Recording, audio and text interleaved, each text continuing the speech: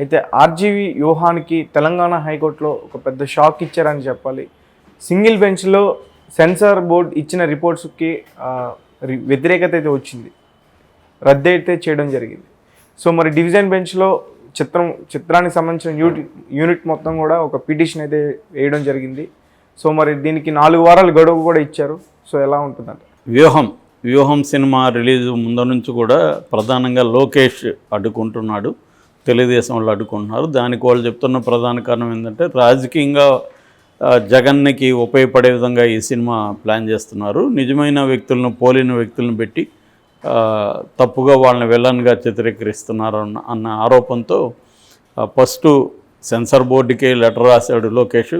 But వాళ్ళు censor board ఆ letter ప్రభావం వల్లనే మేము దీన్ని సెన్సార్ చేయము అని రివైజింగ్ కమిటీకి ఇచ్చేశారు. అది కూడా అసాధారణమైన విషయం. మామూలుగా ఎప్పుడు కూడా వాళ్ళు ఏదో ఒకటి కట్సో గిట్సో ఇస్తే అది సాటిస్ఫై కాని ప్రొడ్యూసర్, డైరెక్టర్ రివైజింగ్ కమిటీకి వెళ్తారు. కానీ నాకు తెలిసి తెలుగులో ఫస్ట్ టైం ఇది. వీళ్ళే సెన్సార్ బోర్డే మేము చేయలేము, దీన్ని మీరే చేయండి అని ఇచ్చేశారు.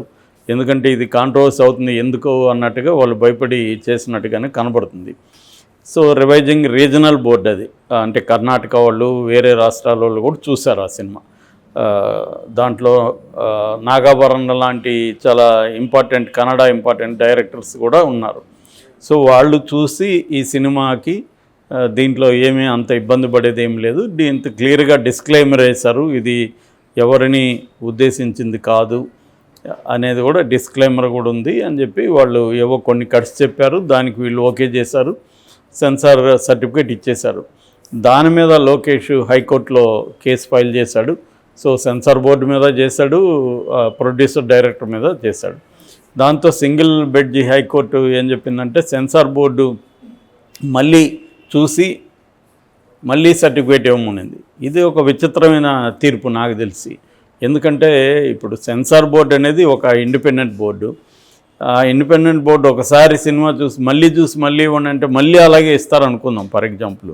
అప్పుడేం చేస్తుంది కోర్టు అనేది ఒక విచిత్రమైన విషయం. ఎందుకంటే సెన్సార్ బోర్డు అనేది ఏంటి, ఆయా రంగాల్లో నాలెడ్జబుల్ ఉన్న వాళ్ళని బోర్డు మెంబర్స్గా నియమిస్తారు. దానికి ఒక ఐఏఎస్ ఆఫీసర్ డైరెక్టర్గా ఉంటారు, చైర్మన్గా. సో అలాంటి బోర్డుని ఎందుకు పెడతారు? సినిమాలకు సంబంధించి వీళ్ళు అథారిటీ అనేది. నిజానికి అది అట్లాంటి బోర్డు అవసరమా లేదనేది ఇవాళ పెద్ద చర్చ. ఎందుకంటే ఫోన్లలో పోర్ను ఈజీగా దొరుకుతున్నప్పుడు సినిమాలో ఏదో ఒక ఆమె ఫైట్ జార్చిందని కట్ చెప్పడం అంతకంటే కామెడీ ఇంకొకటి ఉండదు. అంతే కదా. నీకు డైరెక్ట్గా నీ ఫోన్లలో, స్మార్ట్ ఫోన్లలో అన్నీ ఉన్నాయి. వాటినేమి నువ్వేం బ్యాన్ చేస్తున్నావా? వాటిని ఎక్కడా బ్యాన్ చేయట్లేదు, అవన్నీ అందరికీ దొరుకుతున్నాయి. సినిమాలో మాత్రమే అశ్లీలం అని చెప్పి తీసేయడము, ఒక రాజకీయ డైలాగ్ని తీసేయడం. మనం ఓపెన్గా టీవీ తెరిస్తే, యూట్యూబ్ ఛానల్లో ఫోన్ ఓపెన్ చేస్తే అన్ని బూతులే కదా. ఈ సేమ్ వీళ్ళు ఇప్పుడు ఎవరైతే సినిమాలను ఆపమంటున్నారో వాళ్ళే బూతులు మాట్లాడుతున్నారు కదా అక్కడ. మరి అంతకంటే బూతులు అక్కడేం మాట్లాడుతున్నారు? ప్రత్యక్షంగా ఒకరినొకరు ఇంత ఘోరంగా కలుషితం అయిపోయింది, కంపు కొడుతుంది. అసెంబ్లీలు చూసుకుంటే కంపు కొడతాయి అసెంబ్లీలు. సో అవన్నీ లైవ్లో చూస్తున్నప్పుడు సినిమా అన్నా అది పనిగా వెళ్ళి థియేటర్కి చూడాలి. ఇవన్నీ నీకు రోజు ఏ ఫోన్ ఓపెన్ చేసినా అన్నీ వచ్చేస్తాయి. ఇలాంటి ఒక పరిస్థితిలో సినిమాల్ని సెన్సార్ చేయడమే ఒక కామెడీ, నిజానికి అబ్సర్డ్ ఇండియాలో. అటువంటిది మళ్ళీ సెన్సార్ చేసిన సర్టిఫికేట్ని మళ్ళీ కోర్టులు అబ్జెక్ట్ చేసి మళ్ళీ చూడండి మీరు అని కోర్టులు చెప్పడం ఇంకా విచిత్రంగా అయితే ఉంది. సో మొత్తానికి వ్యూహాన్ని అలా ఆపేశారు. దాంతో మళ్ళీ వ్యూహం ప్రొడ్యూసర్, డైరెక్టరు డివిజన్ బెంచ్కి వెళ్ళారు. మళ్ళీ డివిజన్ బెంచ్కి సంబంధించి కూడా 2 రోజులు వాదనలేని తీర్పు రిజర్వ్ చేశారు. బుధ, గురు వారాల్లో వాదనలు వెళ్ళినారు, తీర్పు రిజర్వ్ చేశారు. జస్టిస్ అలోక్ అరాదే అండ్ అనిల్ కుమార్ వీళ్ళిద్దరూ కలిసి ఇచ్చిన తీర్పు ఏంటంటే సింగిల్ జడ్జి ఏదైతే ఇచ్చారో దానికే కట్టుబడి ఉండండి. 9వ తేదీ లోపల సెన్సార్ బోర్డు మళ్ళీ చూసి సర్టిఫికేట్ ఇవ్వమని చెప్పింది. ఇప్పుడు ఏంటంటే సెన్సార్ బోర్డు చూసి ఇవ్వాలి. సో మరి సెన్సార్ బోర్డు ఇప్పుడు మళ్ళీ వాళ్ళ గతంలో చూసిన దానికి భిన్నంగా ఇస్తేమో గతంలో మీరు ఎందుకు ఇస్తే మీరే కదా ఇచ్చిందనే ప్రాబ్లం వస్తుంది. అంటే కోర్టు రెండోసారి చూడమంటే మీరు మార్చేస్తారా అనేది వస్తుంది. అంతే కదా. ఇప్పుడు నేను ఒక పని చేస్తాను, మళ్ళీ నువ్వు ఇంకొక ఆయన మళ్ళీ ఇంకొకసారి చూడండి సార్ అంటే, ఇంకొకసారి ఏమన్నా పొరపాట్లు ఏమన్నా 1-2 ఉంటే సరిదిద్దుతాం తప్ప, వాళ్ళు అన్నీ చూసే కదా. అది కూడా సామూహికంగా ఒకరు కాదు కదా, సామూహికంగా చూసి కదా చేసింది. మళ్ళీ చూడండి అంటే అర్థం ఏంటి అంటే, మీరు మళ్ళీ చూడండి అంటే అర్థమైందంటే కోర్టు వీళ్ళకి అనుగుణంగా చేయండి అన్నట్టుగానే ఉంది ఇండైరెక్ట్గా. మళ్ళీ చూడమంటే మళ్ళీ అదే ఇస్తారని కాదు కదా, మళ్ళీ అదే ఇచ్చేదానికి మళ్ళీ ఎందుకు చూడమంటారు? మళ్ళీ చూడండి అంటే అర్థం దీనికి ఇవ్వకండి అనో, లేకపోతే ఈ సినిమాని ఆపండి అనో అనేది ఇండైరెక్ట్గా వాళ్ళ మీద ప్రెజరేది మళ్ళీ చూడమండం అంటే అర్థం. కానీ ఇప్పుడు మరి సెన్సార్ బోర్డు ఏం చేస్తుంది, వాళ్ళకు కూడా ఇంటిగ్రిటీకి వచ్చినది. ఇప్పుడు కోర్టు చెప్పింది కాబట్టి మేము రేపు సెన్సార్ ఇవ్వమని వాళ్ళు చెప్పడానికి లేదు. మా రూల్స్ ప్రకారం ఈ సినిమా ఓకే అని మళ్ళీ వాళ్ళు ఇస్తారని నేను అనుకుంటున్నాను. అట్లా ఇవ్వకపోతే సెన్సార్ బోర్డుకి క్రెడిబిలిటీ పోతుంది. ఎందుకంటే మిమ్మల్ని రేపొద్దున నేను కూడా ఇంకొక సినిమా, ఇప్పుడు రాజధాని ఫైల్స్ వస్తుంది, మరి అదే తెలుగుదేశం ప్రభుత్వం సంబంధించిన సినిమా, అది క్లియర్గా తెలిసిపోతుంది. అమరావతిని జగన్ నాశనం చేసినాడు అని చెప్తున్న సినిమా అది. మరి అదేలా అలా చేస్తారు? దాంట్లో కూడా కొడాలి నాని కైండ్ ఆఫ్ క్యారెక్టర్లు ఉన్నాయి ట్రైలర్లో. అవును. మరి అదేలా అలా చేస్తారు? రేపు ప్రతిధ్వని రాబోతుంది, ఆ దాంట్లో కూడా మళ్ళీ జగన్ మీదే ఉంటాయి కదా, దాన్ని ఎలా అలో చేస్తారు? ఇప్పుడు పవన్ కళ్యాణ్ సినిమాలో రాజకీయ డైలాగులన్నీ పెడుతున్నారు, బాలకృష్ణ సినిమాలో పెడుతున్నారు.